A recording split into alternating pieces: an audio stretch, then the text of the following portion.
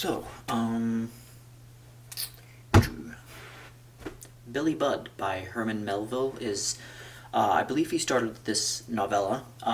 It's quite short. It took like maybe a couple days of maybe a few hours overall. I think it's not too long. It's like a little less than 100 pages. And yeah, it wasn't published until like a good amount of, I believe, Melville's work. I could be wrong, but Moby Dick 2 wasn't published until I want to say like a good while. People didn't really find a lot, like his material, that manuscripts, and officially published them in the traditional sense until like well after he passed away. And so yeah, so this, I think, he started as early as the 1880s, but it wasn't actually published until the 1920s. So that kind of gets an idea of the kind of the Melville revival, I think it's called, the period when all of Melville's work were kind of seen for the kind of great encompassing American novels that really fit the bill and kind of set the tone for American literature.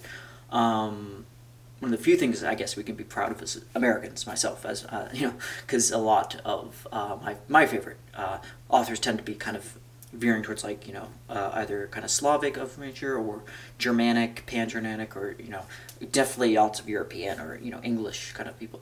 So yeah, basically, but then again, Hoare said something effective like it the idea of so many of Hoare coming from Kafka, who is German, and Murakami, who's Japanese, taking from so there's a kind of an interesting kind of thing of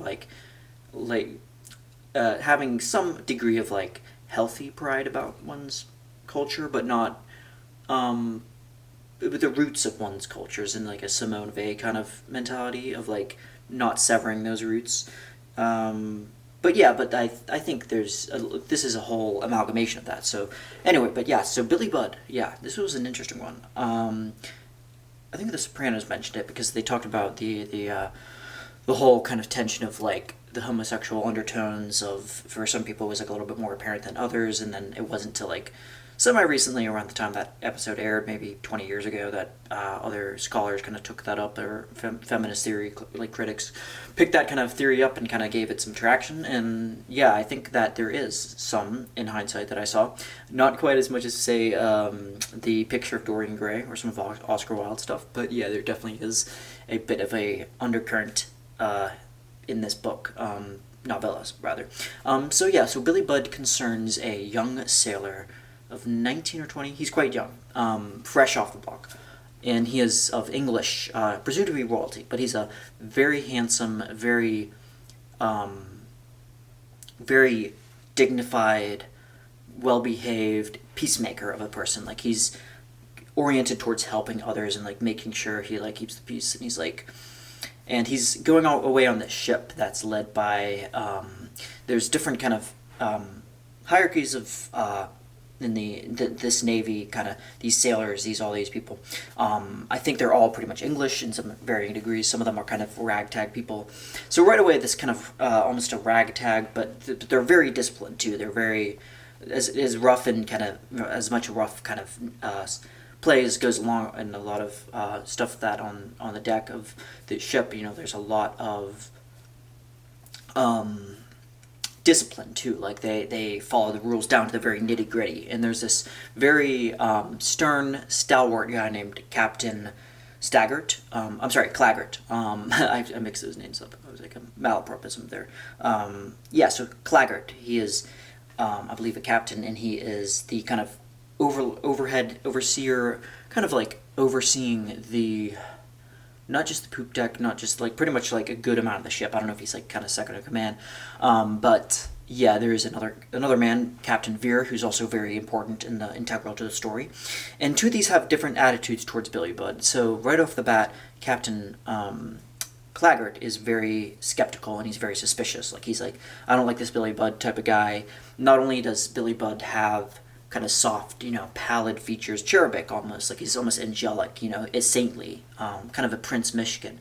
But he also has a stutter, and that stutter kind of gives him away a little bit. It makes him seem like he's not able to kind of stand up for himself. So now these kind of features right away are kind of are like red herrings for a lot of people. They're like right away they're like, yeah, we love Billy, even though Billy Budd gets us through tough times and he makes us feel better. He keeps the peace among us. He's got this sanctum.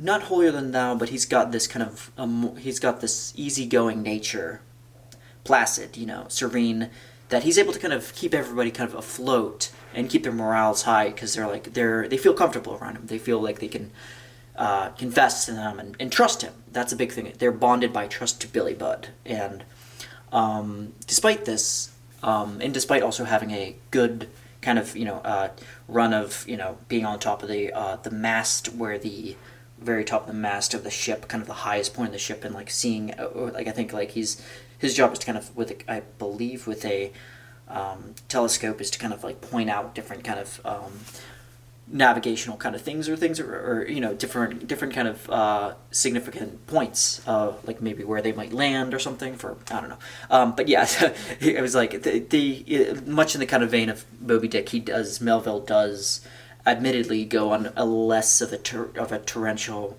like long monologue down about the like the naval history, but there still is that he does go quite detailed, like detailed with this about like the different mutinies and the stuff like that prefaced this Billy Budd being on ship and the reasons why, giving some character development and also some incentive for why Captain why am I blanking his name? Captain Claggart, yeah. So why he might be, suspicious and wary of Billy Budd. So yeah, it gives this. It really is an evenly told, perfect, almost like a perfect kind of condensed story.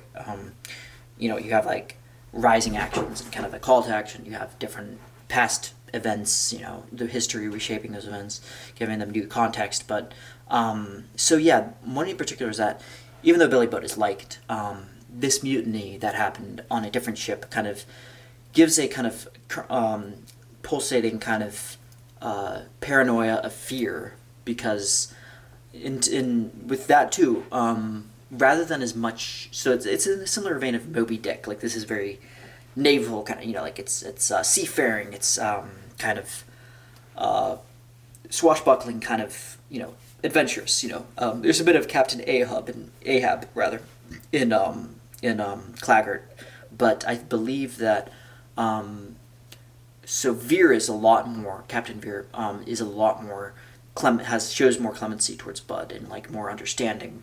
And essentially what happens is that after giving a kind of recounting of the naval history and the very particular codes and stuff, mixed a little bit within, Melville likes to include a little bit of philosophy. I know he did that in Moby Dick too, with a little bit of that with Benito Cervino, I believe, with the slave revolt on the ship, another seafaring related kind of nautical related stuff. So you get a little bit more nautical terms, Navy history, this and the English, the Queen's ship and this, like these royal kind of ships going out, and I'm really, really, really rusty on that. I mean, it's probably the last kind of thing I probably heard. The rest kind of thing I can really remember of a fictional kind of account of those kind of events. Probably the Master and Commander movie. I haven't even read the books, but I mean, I might, I don't know, one of these days.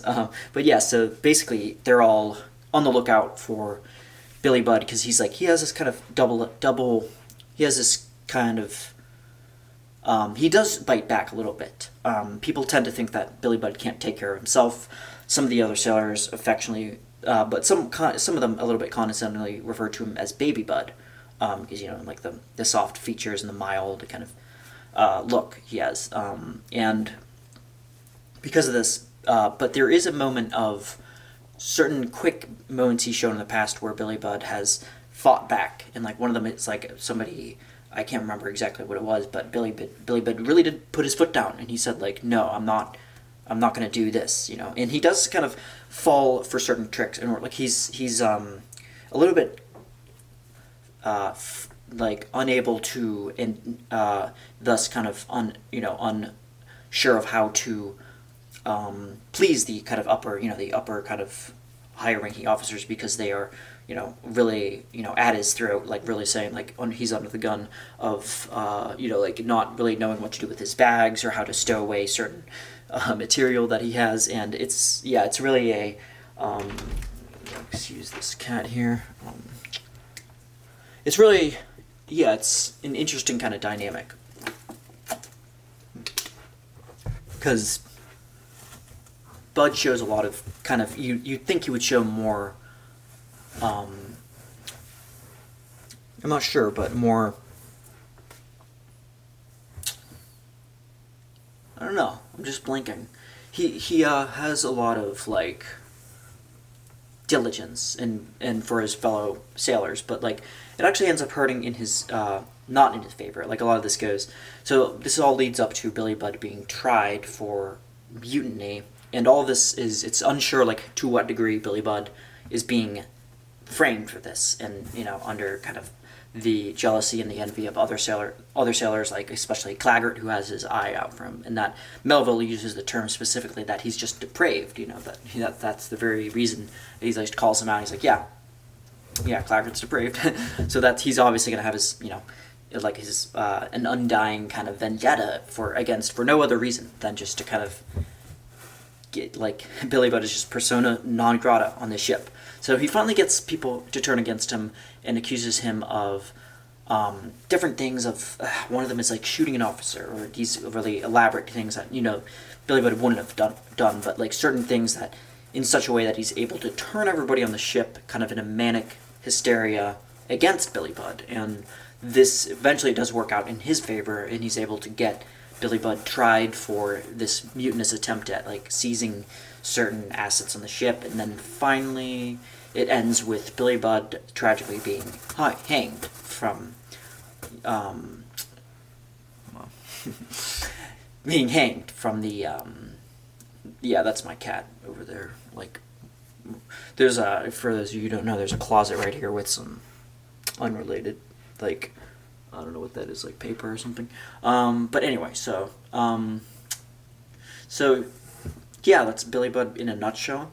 And I don't know if I have any more to say about that, but as always, if you have any comments, be free to ask, or and thanks for watching.